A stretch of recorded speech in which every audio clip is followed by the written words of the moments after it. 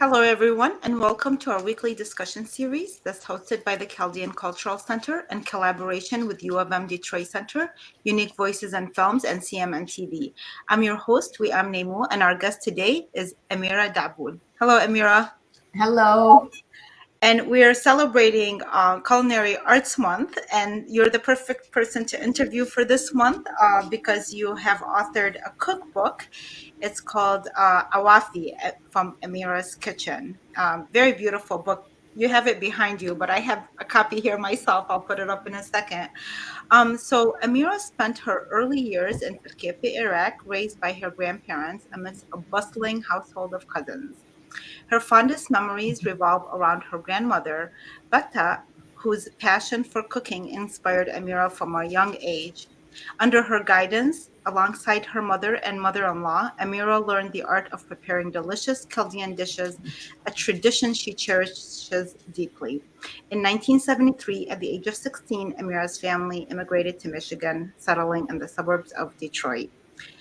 So, Amira, I have so many questions for you, but let's start with tell us about your grandmother and how she influenced you as a child. My grandmother was very nice lady, very down to earth. She was simple, like to live simple. She lived simple life. And really I adore her for that.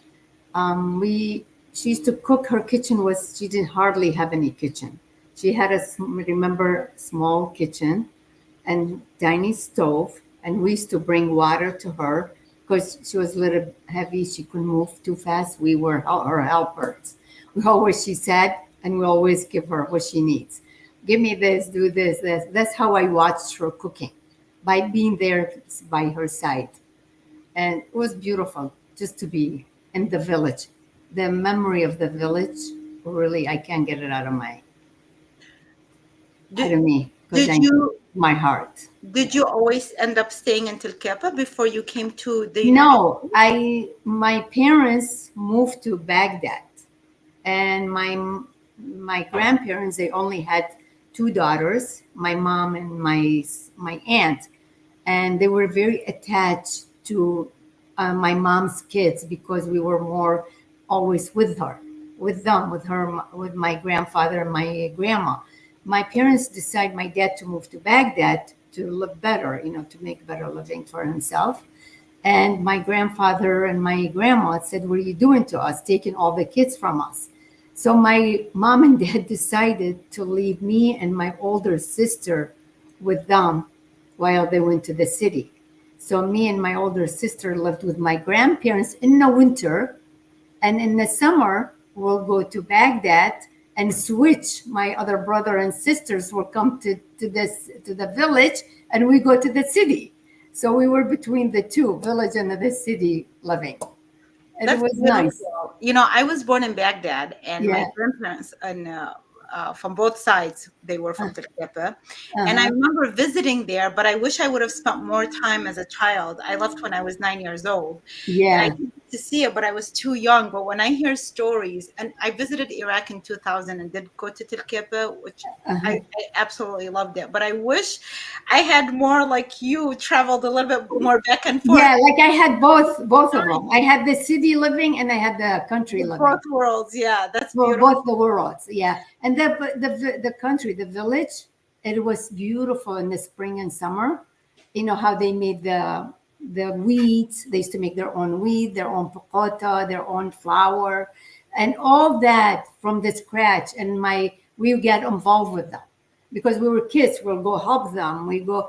It was nice. I wish the village stayed the way it was, but nothing stays the way when And you grow up. also, All the time they change. yeah, Nothing. and when you're describing it right now, I'm thinking it was also like a very healthier way of living because people All were everything organic. Everything was organic. fresh at the day, and they cooked the season. They cooked whatever they had. They didn't have a special, like, oh, I can make this all year long. Like now, we are so spoiled. We have so much available for us. Whenever we want it, whenever we need it, it's right there. There, no. This is the season. That's the vegetable you have. That's what you cook. That's the fruits you have. That's what you eat. It's not like you can have it anytime you want because when it grows, that's when you ate it.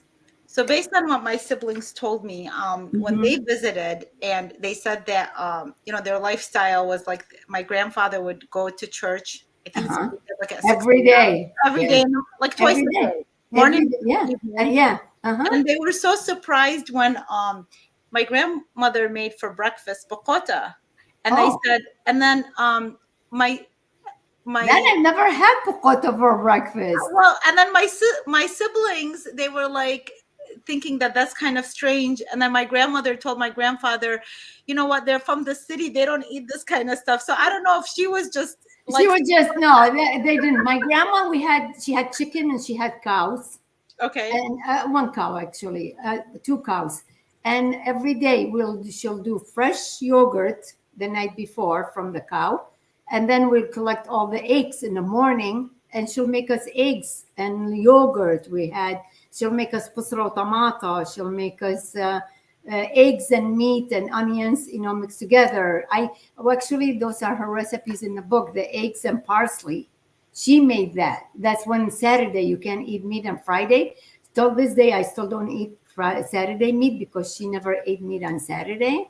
So Saturday morning was onions, parsley, and eggs. Oh, yeah, that's what we That did. was our We did breakfast that. in the That was our morning. breakfast too. So Yeah, you didn't eat meat on on Saturday? Saturday for Mother Mary. It's Mother Mary's day. Okay, So she interesting. treasured Mother Mary and she prayed for her a lot. She never ate. So her and my mom, my brother, and I, we still don't eat meat on Saturday. We learn it from her. So tell us something. What would you say is one of the best lessons that she taught you? You know what? It could be about cooking, or it could be just about life. Humble, humble. She was so happy with herself, so what is the word I want to use? Like simple. She didn't want too much. She really was down to earth. She went to church. She didn't care about clothes, about the house, about furniture. All she cared about her family, her grandkids. She was there for us whenever we needed her. She was more family, more simple, down to earth lady. I really miss her. You And know, I think like the description that you're given. So we started a program called Digital Storytelling, where we interview Chaldeans uh-huh. about their stories, and we started with the elderly. You know, I think every single one of them mentioned something about how simple life was. And Simple, and they appreciate it. They appreciate the simple life. Like even when she came to United States, she lived here like 25 years, and she still was simple. She didn't care her clothes. She'll wear the same dress. I'm like, grandma, let's make you no. And she had one style. She was a big lady, like I told you. She goes that way. I don't care if I gain weight, lose weight. This fits. That she won't change her style. you know, our ancestors, one thing I do love about them, I remember when I used to take my mom to the doctors, Yeah, she was like 62 years old, let's say. yeah. And they'd say, "How old is she?" And she's like, "Tell them I'm 65." I'm like, "Mom, you're 62." She go, "Oh, what's the difference?" They Hey, were they that didn't care. not on a physical level, that wasn't like their priority. Yeah, And no, they worked from the heart. They did everything. They were incredibly courageous, yes, yeah. incredibly They were resourceful, so humble. That's the word very I wanted to wise, and use. very, very Yeah, wise. I swear, yeah, some of the wise. things, like Yeah, when I think what the messages they left behind, yeah. they resonate and they're so true. If you live long enough, you'll see that what they said is so important. It's so yeah, and it's simple. Like she didn't care about eating leftovers. She'll eat leftovers. She didn't waste anything. Nothing was wasted for them. Everything had treasure. They meant something to them. It was not easy. It was nice life. They had a beautiful life. I mean, we're too spoiled. What when you came here, so with you specifically with regards to cooking, when you came here, how did you adapt in the United States the methods that you learned using, a Western kitchen, It was so using much easier. ingredients? It was easier, right? What It was was much so easier. much Yeah, easier? yeah. How about like I finding the didn't cook that ingredients? much with my mom, and my mom really, and my mom too. She Mhm. was the one who taught us because she needed help in the kitchen more, or in the city. she had more availability. Her kitchen was better. She had more equipment. My mom was, her kitchen was very nice in the kitchen in the city. So we helped her in the kitchen. When I got older, when I moved to the city with her, she taught me hand on how to do things one to one. That's most of the thing I learned from my mom when I was in the city with her in Baghdad. But when I came to United States, I worked the first 2 years. I didn't help my mom in the kitchen. I got married. I lived with my mother-in-law. She used to cook all the time. She loved cooking. My mother-in-law loved cooking and baking. That was her thing. And when then I had my kids and I didn't work anymore, I was home with her and I started helping her more. And she was amazed how I knew how to do things. She's like, Yeah, there's so tell us about the story how she was so impressed with you making oh, kibbe. give me your potato chop. She was so impressed. Like, okay, she goes, let's make kube barab. I'm like, okay. My mom wouldn't trust me, only roll. She'll tell me just roll and clean up behind us. And my mother-in-law, she's like, no, you do the stacking. When you make kibbe, it's layers. The first layer, and then you do the meat, and then you bring the other empty layer flat, put it on top of it, and press it. If you don't press it right and take all the air out of that, when you boil it, it's going to come apart. So that's a gentle move. And my mother-in-law said, you do that. I'm like, Nana, I've never done this. I mean, when I help my mom, I always roll, and you do that. No, no, you'll be fine. You'll do okay. She was impressed when how I took over, and I really did it. I'm making my good actually. She probably thought, what a lucky I know. She's like, well, I told you, look at that. Look how you were doing better than I do. She goes, you're doing it better than me. yeah, well, She was more the baker, my mother-in-law, than the cook. well, She she was was more, obviously lucky to have you, but at the same yeah, time, yeah. it seems like she gave you that confidence, like, you know She what, just did. She really go did, ahead Karen. She and take did. over, kind of. Yeah, she really, I was shocked. And I went upstairs when we were done and called my mom. Guess what I did today? And my mom was laughing. She goes, you did? She goes, she let you do that? I said, yeah. And I did them all. She goes, you did? She was so proud. Wow. She was so proud. Yeah, because I know Yeah. that you say, because I was trying to tell you that earlier. I'm going through your cookbook, which I have too, by the way. I know it's behind you, but it's Yeah, such a I know. I keep beautiful, moving. such Sorry. a seriously Yeah. beautiful Thank you. Thank you. Took cover. a lot of hard work to get Yeah, it of where I course, want it was it. a lot of hard work. I know. I mean, I'm an author of, I- but I write. I just deal with words. The kind of design and like I pictures know. and stuff. I, That's a very elaborate book. I So took all the pictures. I took all the pictures. I did wow. everything. Me and my graphic designer, I drove her crazy. I really thank her for her patience with me because I wanted it how I wanted it. And Right. Well, yeah, you know what? And but it ended up being it's worth it. It's it's worth worth it. it's Yeah, really worth it. and it is. So Yeah, I was telling you, and you said no, it's easy. And I know that some of the dishes are easier than others, but like the yeah. one that you were just mentioning can be. It's not. It's It could be the elaborate. hard one. That's one thing you leave to the last to learn how to do that one. Okay. Okay. Good. But Well, you know I've what? been It's not too trying. bad, really. If you follow really the way I wrote the recipes, Yeah. because my helper, I know you're going to ask me that question, who wrote it with me, she's Jewish Mhm. and she does not cook. She knows nothing. So when I wrote my own recipes at first before me and her, I do nails at Salon Edge and she's my client and she's English teacher. She's very, very smart lady. And we were talking and she said, let me see what you're writing. So I gave her my recipes the way I wrote them. She said, no, no, no, no. Let me help you. I said, really? You're going to help me? She goes, yeah, I'll help you. So she took over writing the recipes. She made sure every sentence you understand step by step what are you doing, why are you doing it, and how you do it to make sure everything is going to come out right because she doesn't know how to cook, especially our recipes. She doesn't know what they are, how to do them. She wrote them. Me and her sat over and over each recipe. We wrote it. She wouldn't let go till it's perfectly. She understood how to make it. What I'm saying, understand every word of it. And then at the end, she said, "Now I can make this, but I am not going to make it." Every recipe. That was her So wait a comment. minute. What an interesting collaboration. So It this is. woman who's non-Chaldean No, Jewish. interest to help Yes, you on your recipe book. yes, You yes. were the cook. She was not. She's an English An teacher. English teacher. Yeah, yeah. I'm speechless about that because those are the best kind of The best kind of projects. friends. Really, she's still with me now. She wants me to write another one. She goes, now I can do it. Let's move on. Let's do it. She wants Yeah, me to it's write another one so she can write it. She wants to you know, do it. and Yeah. that I was gonna say in the process, she's taking in all this information by helping you. Whenever like Yeah, she I said know it helped her a somebody lot.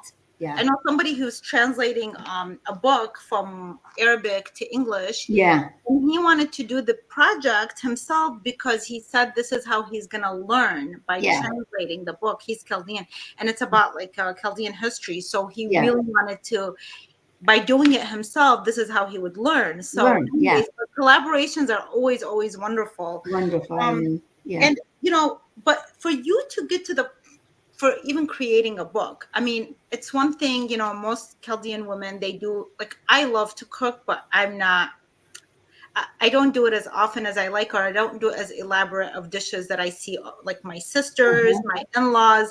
I'm always the one, they'll bring in the more fancy DJ. stuff. Yeah. I'm like telling my husband to bring pizza, like, oh, I'm running Yeah. out of time. That's okay. Yeah. It's okay. It's But I okay. do Yeah. have such an appreciation for it. And I've made the elaborate foods, and they remind me so much of when, especially the women in my family would gather when my mom was around and Yeah, we make things together. together. That's we our cooking, baking, like kuleche for Christmas. Hmm. It brings us so much together. My sisters and I and my mom.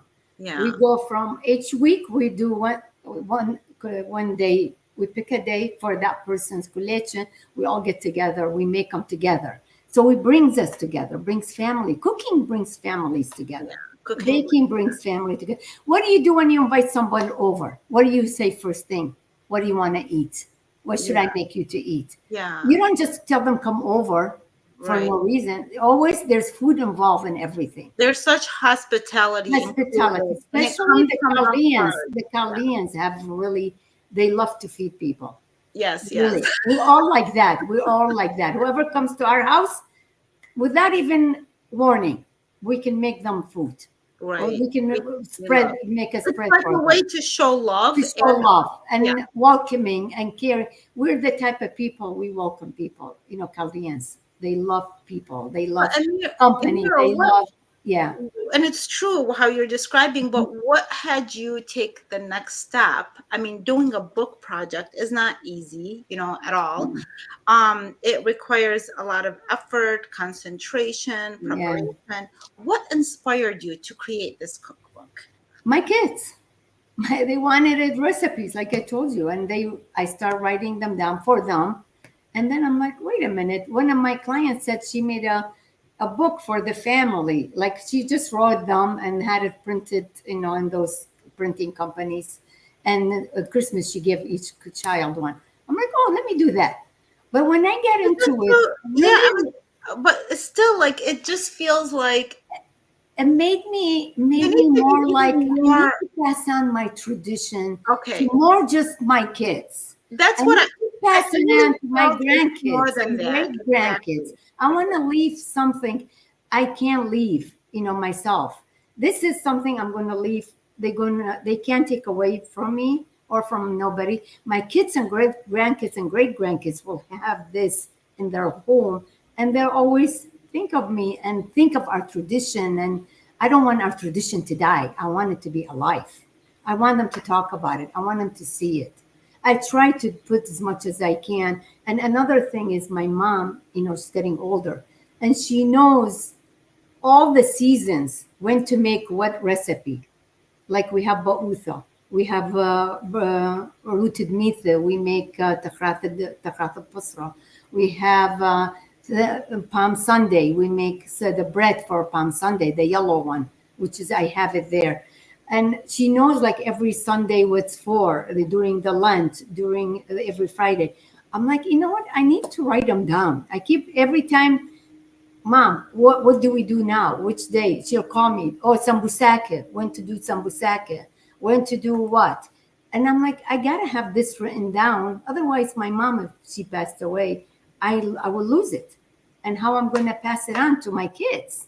So that's what really inspired me more, to pass Yeah. on the tradition to the It's like the root of it is there's a service involved in the fact that you're keeping the heritage, the yes. culinary heritage alive I through this. loved, I enjoy doing it. I really enjoyed. I'm really happy I did it. I'm happy with it. Yeah. And what would you say is like some of the distinctions between Middle Eastern Arabic food versus Chaldean? Is there anything that's truly more designated to Chaldeans, or it seems like a lot of the foods overlap? I think it's overlap. I think it's tradition like Chaldean tilkep. It's made from people came from Turkey, from they were all over when the war and the religion, where they're settled there. So everybody brought their own tradition with them, and they put them together and they made them according to what they have available: the spices, the vegetable, the grains, the flour. So they create out of the recipe they brought with them, they create their own recipes what they had available in the village. That's the difference. Was when they were more simple, they didn't have too much. Most of the stuff they have to create themselves and grow the wheat, to grow the everything to make it from the scratch. The gurgur, they made it themselves. The pokoto, they made it. They used to make it. I remember as a little girl going, borrowing, eating we call it's like corn. Before you make gurgur, you boil the wheat and then they dry it. So we used to eat it when it was fresh. We'll go with the bowl for the people they were doing it. They'll give us some and eat it. It was delicious. I mean, that's how they did it. That's why we got dolma. It's everybody has it. Greek have it, Turkish, Iranian, everybody have dolma, but everybody's did it to what according what they have available. Yeah, and there's like a difference a little bit. There's a different They're different with in the the way spices they exactly use, like the with the vegetable vegetables based they stuff use. sometimes. Yeah. Yeah, like Greek put a lot of parsley and stuff, garlic. We don't do that. We don't. We do a lot of meat because they had cows.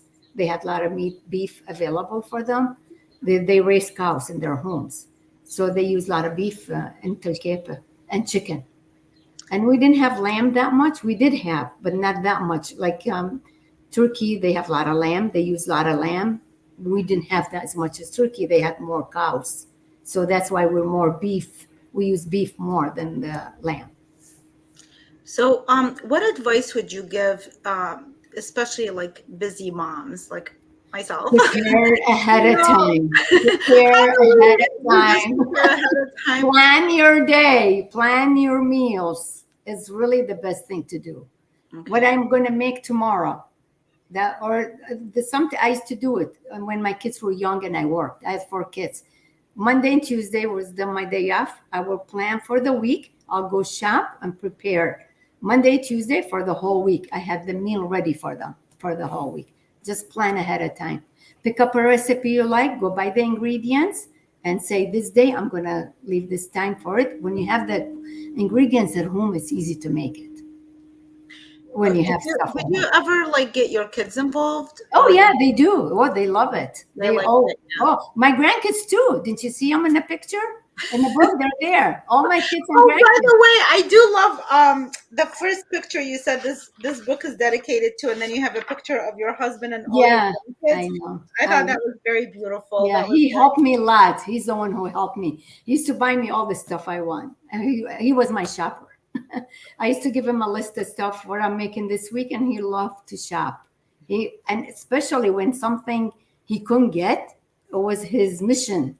Oh, I got to get you this. He would go search all over and get it for me and to cook it. He was really he motivated me more to go for it, to cook. And I used to cook with just me and him at home. My kids all are married, they're not at home.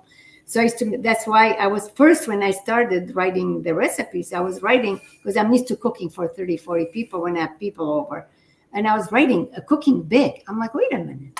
People don't eat that much. I got to cut down like how me and Imad eat, 2 people. So I start rewriting all the recipes. I had to redo them for the small portion. So you can, the small portion is for 10 people. But you use good leftover. You always leave them leftover because you can go smaller. Some dishes really you can go small, but you can have them leftover or share it with the family. Well, I love how your husband participated in this. He That's did. wonderful. I mean, He I did. think Yeah. cooking, like you said, it brings the women together. But it also, like, there's a lot of the men. I interviewed last week a very well-known chef who had many restaurants and won many Yeah. awards. And he's a male, obviously, but my son, I was telling him, who's 15, has taken such an interest in cooking. It's good. Yeah. So I let him. When he first started, it was a little bit chaotic I because know. I know. I looked at the kitchen. I said, I "Wait a know. I minute! know. Part of cooking is cleaning." So, but I do appreciate, and I know that it's just very healthy for us to interact with food, to make our It's own food. relaxing. It's mine. Very Like relaxed. It is with a me, stress when I'm reliever. down, when I'm not, something going, like I want to relax. I don't want to think. I don't want to worry about things. I cook or I bake. It takes everything out of your mind. You concentrate on that food because I'm really into making it taste good, come out good. So if you put your heart and soul in it and your love, you're passing it. You when the people eat it, they love it. They know there's love in there. There is you really put your heart and soul in it. That's what makes the food taste good. Like my nieces and nephews, they love my food. Amira, you're the best cook. It's because they know how I cook it from love, and I give it to them from love. That's that's what brings family together. That's what it is about, family. So, Amira, I don't want to forget before the interview is almost gonna, our time is gonna be almost up, but where can people, like, your book, by the way, it's available at the Chaldean Cultural Center. So if people want Babylon, a copy, Ashtar, CK, Amira's, my website, amiraskitchen.com. You can okay. order from there too. Oh, you And can order. Okay, perfect. Then that's probably the easiest way yeah, because, you can order from yeah, Amira's. because people, it's harder for them to sometimes drive and people are watching us from all Yeah, over. and you can come to Salon Edge. I have it there with me. You can call me. I mean, I have it in my car all the time. Okay. Yeah, it's I know. I'm trying to do it in Amazon, and my kids don't want to. Oh, well, but it is available on your website. So It it is is. Yes, available for people to yes, connect with. yes, So yes. with a couple of minutes left, what are some last words that you would give to our community in general about just, for them to experience our traditional culinary arts? Keep our tradition, please. Pass it on to your kids and grandkids. Don't, whatever you have in your family, it's your tradition. Don't let it go. Pass it on to your kids and grandkids. I learned my lesson from my client. They always come and say, "Oh, I didn't save my grandma's this, my mom's this, my aunt this." Save them, pass it on. Don't let go. Families is important, tradition is important. Keep Talkepe, keep Chaldeans alive, keep our memories alive. Please pass it on to your kids and grandkids and great grandkids. Hopefully, they'll have it too. I love it, Amira. I totally believe in that. I do it in a different way, but you know what? We all have ways We have ways to that do it. there's, Doesn't and you know what? It's all fulfilling, no matter Yes. how you do How it. you do it. You From don't a have to do it personal, through cooking. You don't have to do it through anything. Just anyway, bring and families together and your kids. yes, It's the yes, best and thing. you know what? It's so fulfilling. It's very personally fulfilling. It So is. And the kids love it, the grandkids love it when you bring them together. Bring them together. Pass on your tradition. Tell them stories. Whatever story you have, your childhood. Tell them whatever you grew up. It doesn't have to be Tilkepe. It's nice for them to know how you were, how you that's grew right. up. This is for everybody. For everybody. For Anybody from any everybody. country. Yeah, Any but country, any place you, anybody. It's well, really You Yeah. created a very beautiful thing. Thank So, you. this is a very thing for, to keep a legacy for yourself and for the community. We thank Thank you you. very much for this interview. Thank you. I'm I glad. love Thank you. talking to you. I always get so inspired to go in the kitchen right after. Let's see. I what, know. There's a lot of easy recipes there. You don't have to do the yeah. hard ones. No, There I'm is gonna have really. fun with this. Mhm. I'll have fun Yeah. with it. I will Thank you take so much notes. for having me. Thank I really you. appreciate It it. was Thank you fun. for Thank you, Amira. putting Good the luck effort for and your all the future work. projects, okay? I'm sorry. Good luck with your future Oh, projects. thank you. Thank Thank you. you. I know I'm trying to work on it.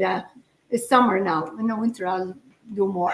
Have fun. Yeah. Thank you, Thank you so everyone, much. for watching, and have a wonderful day. Bye bye. Thank you. Thank you.